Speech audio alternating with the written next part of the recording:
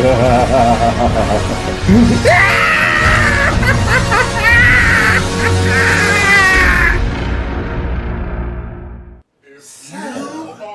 I was just in the middle of reacting to the first 16 minutes of Gotham Knights. And then I got a notification. The drinker uploaded a new video.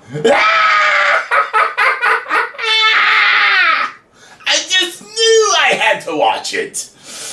Let's check this out.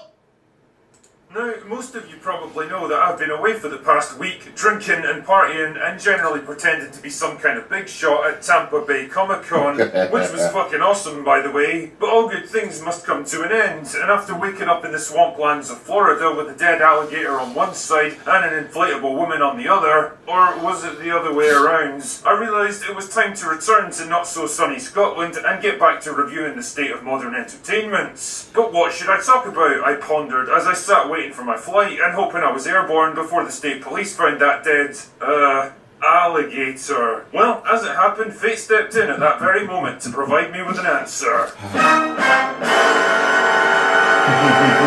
Damn, one thing I'll say about Warner Brothers, unlike Disney Marvel, at least they're efficient with their stupidity. Now they're even cancelling finished movies before we can even see them. Honestly, give it a few more years and they're just gonna dump $100 million into a big pile and set it on fire. I mean, to the best of my knowledge, this is the first time that something like this has ever happened. Yeah, plenty of movies have flopped and TV shows have been cancelled, and then you get weird anomalies like that Fantastic Four movie from back in the 90s that was basically just a low-budget rights retainer designed never to be seen. But this is the first actual legit movie with big-name actors and a real budget to get shit-canned when it's basically ready to go. Damn, man, you've got to feel bad for the people involved in this. I do. Like, imagine spending months or even years developing a major project like this, only to get told at the 11th hour that the whole thing's going to get erased quicker than an unpopular Soviet citizen, and all your hard work was for fucking nothing. It's a bit like taking the mountain to Mohammed, only to find out that he's already got a bigger one. I mean, don't get me wrong, it was always going to be a tough sell from a floundering studio that doesn't seem to know what to do with its awesome lineup of characters. Yet another female-centric superhero flick from a company with a spotty track record for this kind of thing, featuring a race-swap protagonist and some weird multiversal plot device that felt like a cheap excuse to get Michael Keaton back as Bruce Wayne. And I imagine the poor test screenings didn't exactly help convince the studio that they had a major hit on their hands. But if the rumours that I've heard are true, it actually scored higher than Black Adam and Shazam 2. Jesus, they're really fucked in that case. But even if it didn't test well, you've got to ask yourself, how bad does a film really need to be that the studio would rather pull the plug on the whole thing and lose tens of millions of dollars rather than just recut it and try to salvage something halfway decent? But keep in mind, this is the same studio that reckoned Birds of Prey, Justice League, and Wonder Woman 1984 were fit for human consumption.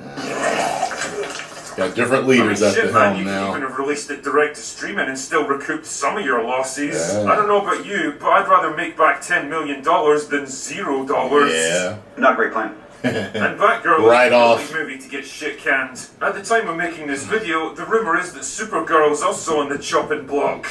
Two female-centric superhero movies featuring race-swap protagonists that happen to get unceremoniously cancelled at the same time. Whatever could be the connection here, I wonder? Well, buckle up, dear viewer, because we're about to venture into just realizing corporate politics. woke is making you go the broke. connection in this case is David Zaslav, the head of Warner Brothers Discovery, the new company that was created after AT&T dropped Warner Brothers like a big steaming turd because it was losing money hand over fist, and Discovery bought it up instead. With the takeover came a new leadership team under Zaslav and a new objective: to somehow unfuck the gigantic mess that DC on film has become. And holy shit, this guy doesn't mess around. Right off the bat, he fired a bunch of senior executives from the old regime. Encouraged them to step down of their own free will, and now he's turned his attention to the films that they were making. See, this isn't the first time that Warner have course-corrected like this. In the wake of the failed Snyderverse, the film division was reorganised under Walter Hamada, and his genius strategy was to basically do whatever was popular at the time. And what was popular at the time was diversity, female empowerment and representation. And rather than try to work those things into his movies with skill, intelligence and patience, Warner Brothers instead instead decided to just straight up replace popular characters played by problematic white men with more diverse alternatives. That's how we ended up with race-swapped Barbara Gordon replacing Batman, and race-swapped Kara Zor-El replacing Superman. Not to mention female-centric movies like Birds of Prey and Wonder Woman 1984. Unfortunately, this change of direction didn't exactly pan out the way the studio imagined. Wonder Woman's The latter good though, two but movies were gigantic turds that 1984 lost sucked. Warner Brothers a shit ton of money, and as for the others, well, I think it's fair to say that after nearly a decade of having the message shoved down our throats, audiences are getting a little bit tired of this shit. Simply race or gender swapping an existing character isn't going to earn you the kind of mindless applause that it used to. Pushing identity politics into stories where it doesn't belong, or presuming to lecture your audience on how they need to live their lives, is increasingly causing them to vote with their wallets. I think that Zaslav knows this, and that's why he killed Batgirl and probably Supergirl too, because they're both irrevocably tainted with the same stain. Of course, he also knows that he can't publicly criticize the message without incurring the wrath of the people who push it so hard. So instead, it was easier to make the excuse that the film is just plain shit, and that's why he's cancelling it. I mean, maybe it actually is shit too, but let's be real here. Warner's never had a problem with putting out terrible comic book movies before, so why start now?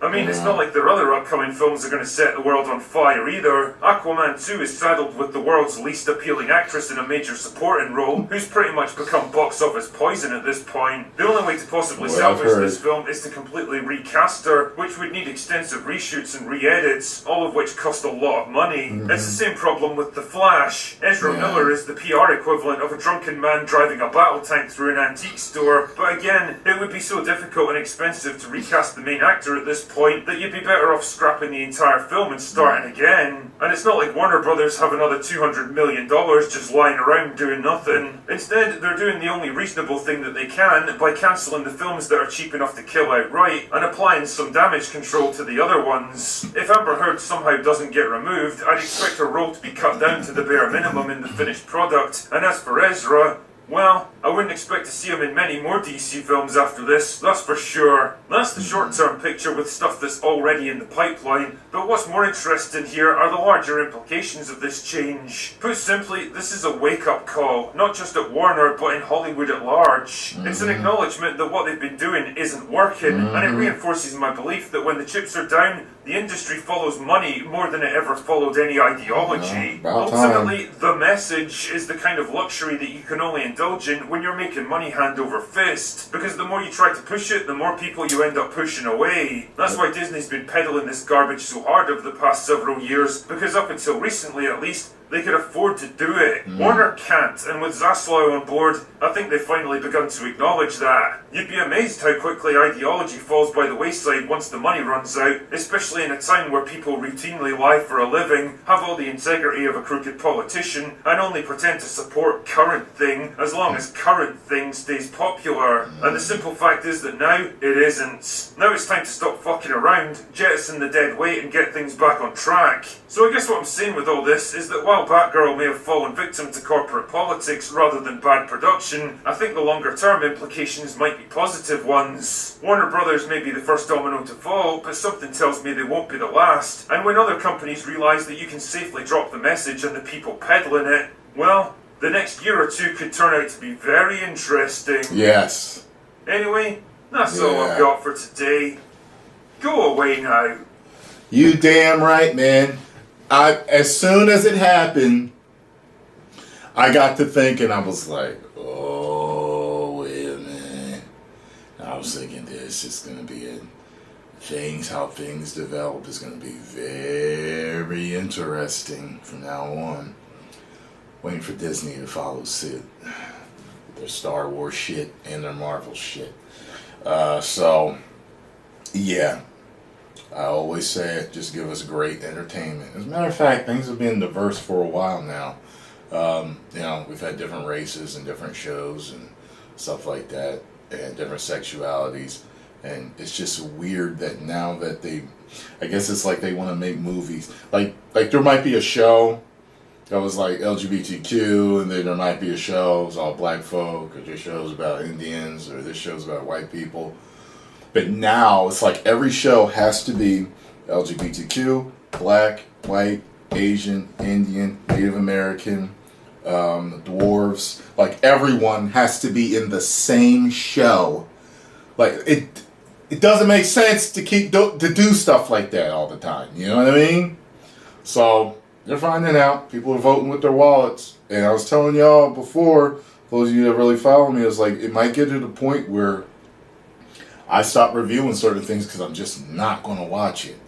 However, what things have turned into is that because I give reactions and because I do review things, that I watch them anyway, because people want to know how good or how bad I think something is anyway. So hell, it's my career, it's what I do now, since I'm not currently acting mainstream yet or doing voiceovers mainstream yet. I'm working at stuff. Trust me, I got some stuff in the pipeline. But I'm known for my reactions, mainly, and people love to hear my movie reviews and what I think of certain shows, and so I'm continuing to do it, you know, and as much as it pains me sometimes, like it did with Resident Evil, people still want to know, so I continue to do, and I will continue to do going forward with everything else that's coming out. Post comments down below, let me know what y'all thought. Make sure you subscribe to The Critical Drinker. Tell them Tyrone Magnus sent you. And if you enjoyed my reaction, hit the like button, subscribe, and share. If I did not already say that, I may have repeated myself. Some type of multiversal repeat thing. I don't know. Anyway, 10 million subscribers. Go away now.